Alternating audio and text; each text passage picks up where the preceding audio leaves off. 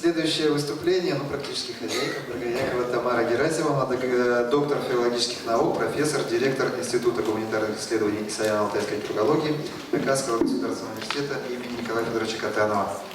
Спасибо, Дмитрий Александрович. Конечно, сложно выступать после такого глубокого, научно обоснованного взгляда в древность хакасского народа. Спасибо большое еще раз Игорю Леонидовичу за этот доклад. И я постараюсь сократить свой доклад, и мы вовремя пойдем на обеденный перерыв. Итак, тема моего доклада – социолингвистические аспекты функционирования тюркских языков Южной Сибири. К сожалению, по технической причине не будет презентации, я постараюсь доходчиво осветить свой доклад. Даты вхождения народов Саяна-Алтая в состав российского государства и уровень получаемых автономий оказали существенное влияние на современный статус и функциональную мощность их языков. Поэтому я приведу очень краткий обзор особенностей автономизации тюркских языков Южной Сибири, который стал возможен только в советский период. Так, в 1922 году была образована Айротская автономная область, затем она была преобразована уже только в 1991 году в Горно-Алтайскую, а затем в Республику Алтай. В том же 1922 году был создан Хакасский уезд, затем Хакасский округ, он был преобразован в Хакасский округ, и с последующим созданием в 1930 году Хакасской автономной области. И весь этот промежуток времени до начала 90-х годов Хакасия имела этот статус Хакасской автономной области, а в 1991 году Республика Хакасия. Таким образом, Хакасия прошла на пути к этому статусу все три возможные вида автономии. Что касается Шории, то позднее, в 1927 году, была создана Шорская автономия в виде Горно-Шорского национального района. В нем шорцы составляли 70% населения с компактным характером проживания. И 10 лет спустя, в 1939 году, автономия Шории была упразднена, и ее территория была разделена между тремя административными районами Сибирского региона. Тува получила статус автономной области при вхождении в состав советского государства в 1944 году. И уже в 1962 году статус был повышен до автономной республики. И в начале 90-х годов она получила современное название Республика Тыва. Я остановилась кратко на этих моментах, потому что наличие и категория автономии определяли характер языковой политики в целом и особенно в системе образования. Так, например, отсутствие собственной автономии и дисперсный характер проживания, преимущественно в городах разных субъектов Российской Федерации, привели к максимальной степени утраты шорского языка по сравнению с другими тюркскими языками Южной Сибири. Для характеристики языковых ситуаций в трех республиках в постсоветский период необходимо рассмотреть следующие определяющие параметры. Это динамика демографической мощности языков и языковая лояльность, коммуникативная мощность и коммуникативные стратегии билингвов, а также языковое законодательство. Я не буду подробно останавливаться на первых двух параметрах, однако могу сказать, что обзор этих всех параметров позволяет выделить три типа языковой ситуации в республиках Южной Сибири. Устойчивая – это Республика Тува, относительно устойчивая – Республика Алтай и менее устойчивая – Республика Хакасия. Количество коммуникативных сфер и подсфер, в которых используются титульные языки Республики Южной Сибири, в целом совпадает. Ведущими являются 4 основные сферы – это образование, массовая коммуникация, духовная культура, и межличностное общение носителей языка. Во всех указанных сферах тюркские языки или титульные языки наших республик функционируют параллельно или в дополнение к русскому языку. Но степень интенсивности их использования разная. Так, например, тувинский язык продолжает выполнять важнейшую функцию языка обучения детей и в начальной, и в основной школе с 1 по 9 классы, в тех национальных школах республики, которые преобладают в Туве. Хакасские и алтайские языки используются как языки обучения только на уровне начального образования и преимущественно в малокомплектных сельских школах. В большей степени они изучаются как предмет в рамках учебных программ или в виде факультативных или кружковых занятий. И вы прослушали 2 доклада, в которых вот все достижения, которые произошли за последние, наверное, десятилетия, были хорошо показаны. То есть явно мы можем говорить с удовлетворением о том, что произошли позитивные изменения, особенно в системе образования, но и не только. И, конечно, здесь важно то, что хакасский язык сегодня изучается в разных формах, и не только хакасскими детьми, но и детьми других национальностей. И сегодня будут замечательные доклады. Это будет доклад Озеровой Галины Васильевны о том, как обстоит ситуация с изучением хакасского языка в столице республики, и будет доклад Ольги Васильевны по республике в целом. Поэтому есть хороший материал для анализа, сравнения и внесения предложений в резолюции. Ну, что касается особенностей развития билингвальных коммуникативных стратегий, которые были рассмотрены нами на примере носителей тувинского и хакасского языков с опорой на результаты социолингвистических исследований последних лет, здесь можно сказать следующее. В общем, естественные и ожидаемые результаты для абсолютного большинства тувинских респондентов общение с родителями и более старшим поколением проходит преимущественно на родном языке. И использование 2 государственных языков активизируется в общении с друзьями. Здесь, если там было почти более 90%, то здесь 45%, и с коллегами 42%. И достаточно полно оба языка функционируют в официально-деловой сфере.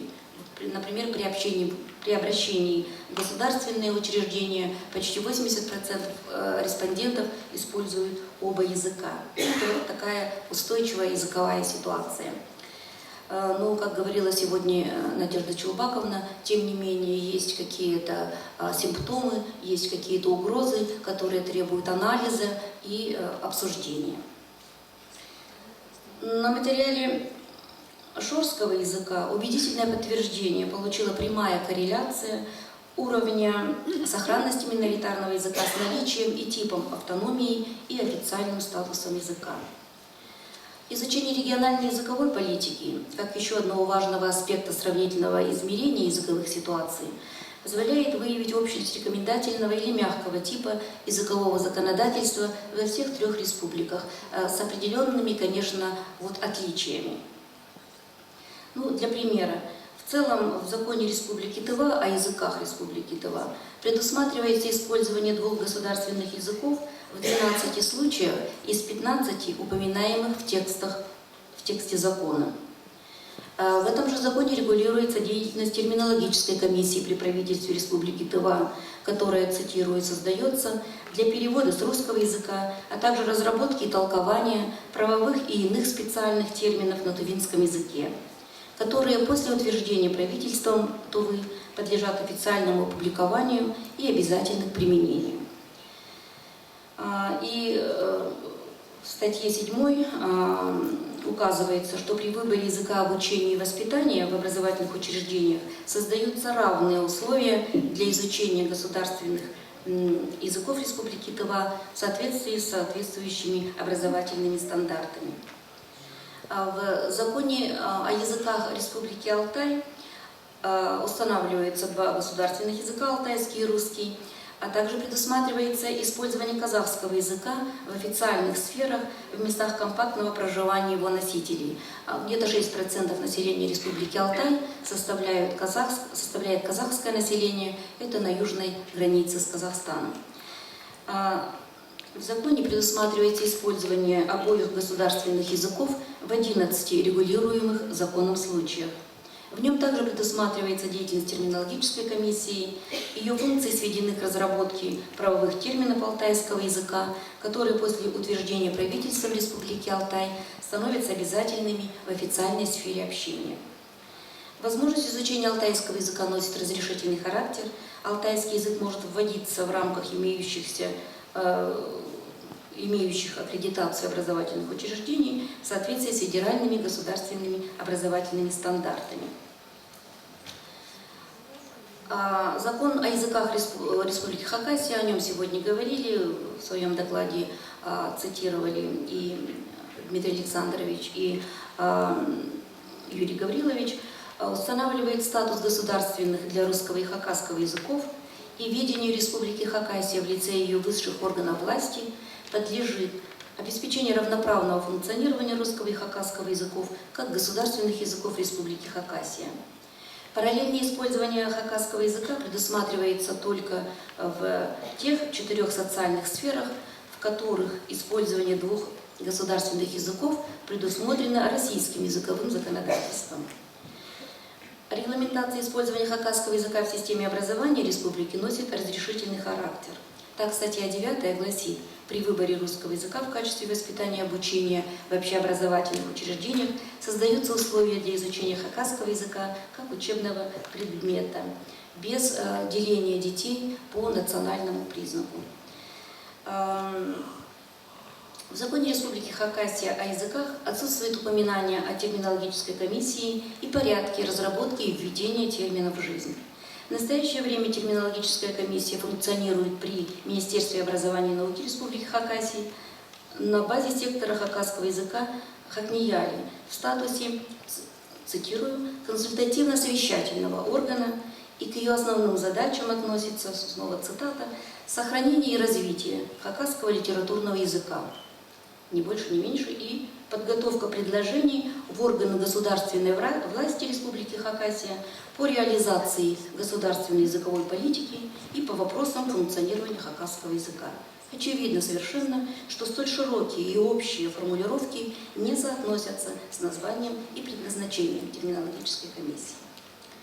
Таким образом, создание автономии тюркских народов Южной Сибири оказалось одним из определяющих факторов сохранности их языков в начале 21 века. Особенности языковой ситуации и развития билингвизма в республиках Южной Сибири зависят от региональной языковой политики и языкового планирования при одинаковом государственном статусе 3 титульных языков и при одинаковом федеральном языковом законодательстве. С 2008 года Российская Федерация своим языковым законодательством передала максимальные функции по обеспечению функционирования языков на территориях именно органам региональной власти. Поэтому, конечно, мы очень рады, что сегодня был такой основательный доклад Дмитрия Александровича и Юрия Гавриловича. В принципе, мы можем с вами оценить и научная, и педагогическая общественность, и представители общественных организаций, что делается, как выполняются те обязанности и функции, которые возложены на органы власти. Максимальная степень мягкости, которая отличает характер языкового законодательства Республики Хакасия, конечно, способствует сохранению межэтнического согласия с одной стороны, но она содержит и резервы, и существенные резервы для укрепления коммуникативных возможностей титульного языка, в том числе через, первое, я бы так поставила, укрепление учебно-методического обеспечения обучения детей на родном языке. Я подчеркиваю, не изучение хакасского языка как предмета или как в виде факультатива или кружка, а именно обучение детей на родном языке как важнейшего фактора сохранения и развития родного языка. И я очень надеюсь, что эта тема будет обсуждаться на заседаниях соответствующих секций, и рекомендации будут включены в резолюцию конференции. И, возможно, на секциях также будет обсужден вопрос о том, что, с одной стороны, мы все гордимся и радуемся, что Хакасия вошла в перечень тех субъектов Российской Федерации, которые вошли в перечень этих федеральных учебников. Но мы должны, насколько я понимаю, речь идет только о тех учебниках, которые предназначены для детей, хорошо владеющих хакасским языком. И поэтому еще в перспективе огромная работа по созданию и введению в этот перечень учебников для детей, которые не владеют хакасским языком, да? И поэтому хорошо бы, если бы сегодня педагогическая, научная общественность обсудила перспективы, проблемы работы в этих ключевых направлениях. А второй момент – это, конечно, дальнейшее продвижение ценностей регионального билингвизма для всех жителей Республики Хакасия. Здесь очень важна поддержка руководителей и республики, и руководителей школ, и педагогов, в которых данное, и особенно важно, что сегодня мы отмечаем, и еще в секциях, я думаю, это прозвучит, будет оценена положительно и высоко работа тех учреждений, где эта работа проводится особенно успешно. И я уверена, конечно, это будет, что будут названы и школа номер 22 города Абакана, и школа номер 25 города Абакана, и, наверное, 24-я школа. Вот здесь я не буду опережать, потому что специалисты все здесь. И третье направление – это, конечно, усиление статуса и результативности работы терминологической комиссии в развитии лексического богатства хакасского языка с привлечением как заимствований, так и внутренних ресурсов языка. И тот богатый набор лексикографических пособий, который сейчас концентрируется в нашем институте, он всегда открыт, и мы всем говорим добро пожаловать. И, конечно, эту работу нужно продвигать. И, конечно, может быть, сегодня тоже об этом будут говорить коллеги. Мы сегодня получили в дар этимологические словари, толковые словари, но мы знаем, что нет до сих пор толкового словаря хакасского языка, и хотелось бы знать, где госзадание на создание такого словаря, кому конкретно это задание будет адресовано и какие сроки будут определены, потому что на самом деле это актуальнейшая, важнейшая и безотлагательная задача специалистов в области хакасского языкознания. И, конечно, я не буду на нем останавливаться и только обозначу. Важнейший фактор сохранения и развития языков – это, конечно, передача родного языка в семье, активная деятельность самих носителей языка. И очень хорошо сегодня Терри Маккарти процитировала, что когда вся делегация была в Аскисском районе, там они услышали, записали, и сегодня об этом говорят на весь мир, что в Хакасии они услышали эту древнюю мудрость народную, что язык родной начинается с родного гнезда. И правильно делается акцент, что не надо понимать родное гнездо очень узко, что это только семья. Да, родное гнездо – это семья, с одной стороны, но это и школа, и окружение, и внимание властей, и общая языковая политика. Это все определяет комфорт и настрой, и настроение в этом родном гнезде. И я думаю, что использование этих и других ресурсов, несомненно, следует отнести к числу ориентиров и задач дальнейшего развития языковой политики и языкового планирования в Республике Хакасия. Спасибо, Алхыз. Спасибо, Тамара Герасимовна, и спасибо за вашу неравнодушную позицию.